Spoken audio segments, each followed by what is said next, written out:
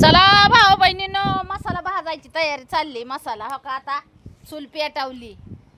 आता आपला मसाला भाजायचा आहे. ह्याला काय म्हणतात ऑर्डरला टाकायला. हे काय इथं हे केलंय काढलंय मटेरियल. दाजी फोडत्या सरपान.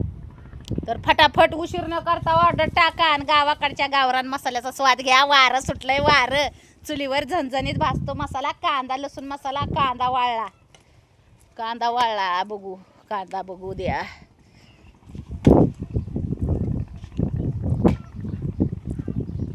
काय वाळला कांदा पण. चिंगुटी झाली कांद्याची. चांगला वाळला. चला आता भाजून आहे ना पॅकिंग करायची मसाल्याची. भाजून कुटून पॅकिंग करायची.